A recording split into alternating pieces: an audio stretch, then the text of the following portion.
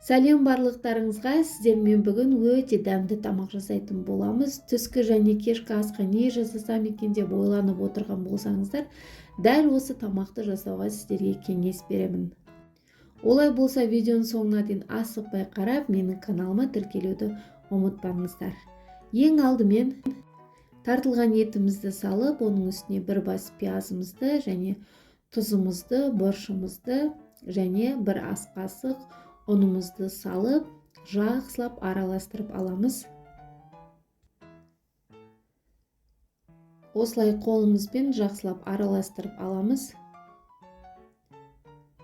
Біркелкі етіп барлығын, бұрышы, тұзы, ұны барлығы жақсылап араласу керек.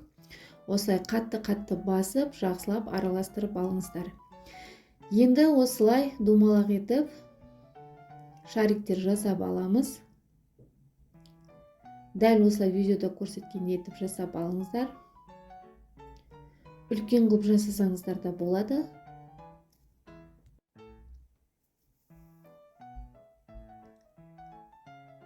Барлығын осылай біркелкі етіп жасап аламыз. Ешқандай қолымызға жабыспайды және піскен кезде ыдырап кетпейді. Өйткені біз ішіне бір ас қасық ұн салдық. Ешқандай жұмыртқа қосудың қажеті жоқ.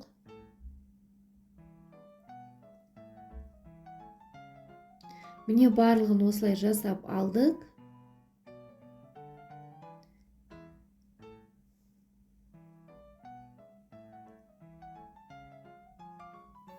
Енді қазанымызға осылай майымызды салып аламыз. Сұйық май қолдансаңыздар да болады. Майымызды жақсылап ерітіп алып, енді оның үстіне жуылған таза күрішімізді салып, 1-2 минут қуырып алатын боламыз. Дәл осы рецептпен істейтін болсаңыздар, күріштеріңіз дана-дана болып шығады. Осылай майға 1-2 минут жақсылап қуырып алып, сосын оның үстіне су құятын боламыз. 1 кесе күріш салған болсаңыздар, 2 кесе су құюды ұмытпаңыздар. Қазір міне 1 кесе су құйдым. Міне осылай 2 кесе су құйып, азғантай тұз салып, жақсылап қайнатып аламыз.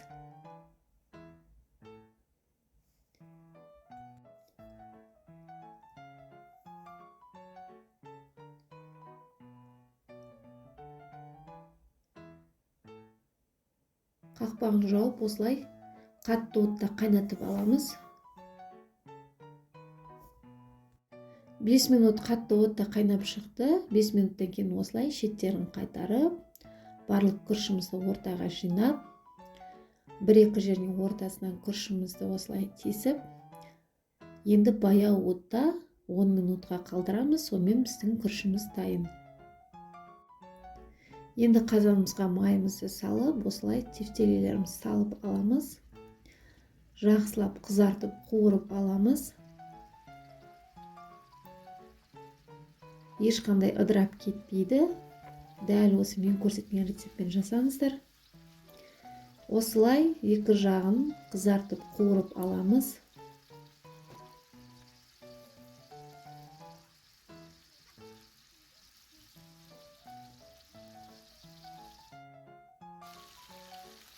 Міне бізде еттеріміз қуырылып шықты, әдемі болып.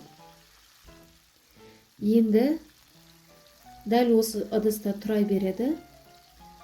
Бір шетіне осылай пиязымызды салып қуырып аламыз. Пиязымызды да осылай ұсақтап турап алыңыздар. Пиязды да жақсылап 1-2 минут қуырып аламыз.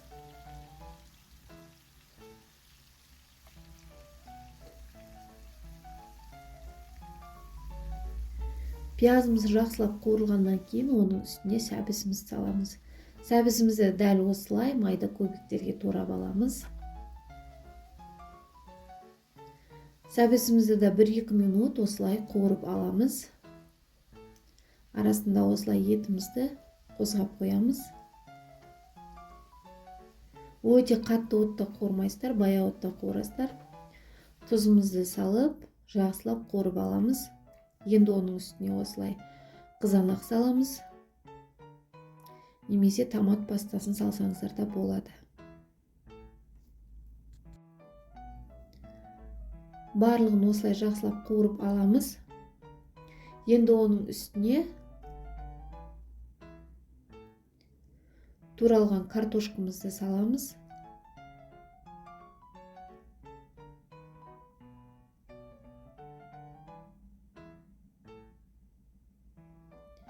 Картошканы салып, барлығын біркелкетіп араластырып қуырып аламыз.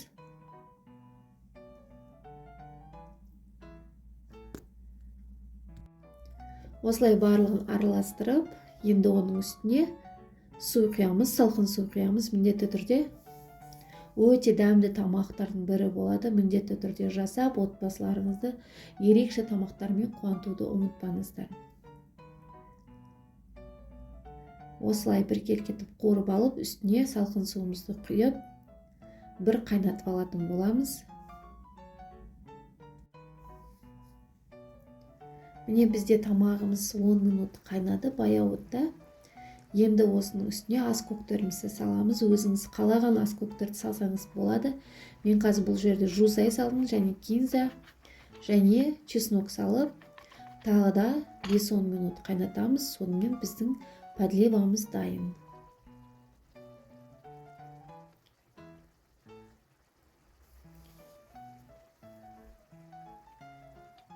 Барлығын жақсылап араластырып,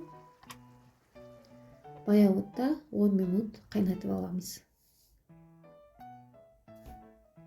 Міне біздің күрішіміз дайын. Осылай ыдыстарға салып аламыз. Осылай жақсылап тығыздап күрішімізді жақсылап ыдысымызға салып аламыз.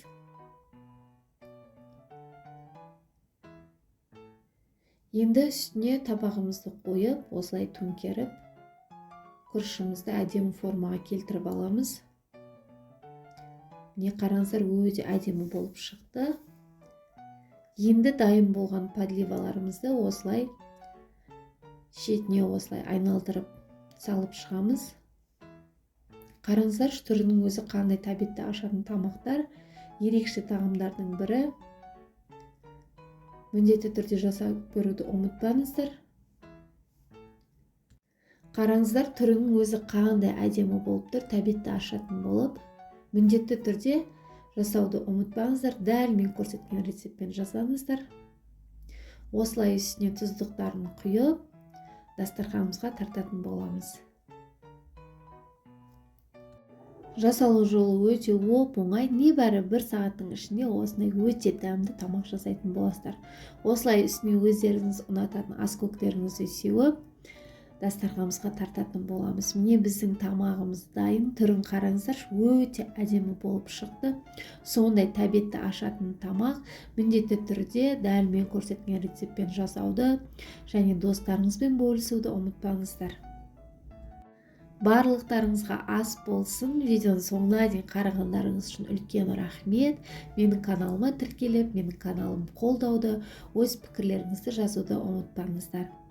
Келесі видеоларда кездескенше сау болыңыздар, барлықтарыңызға ас болсын.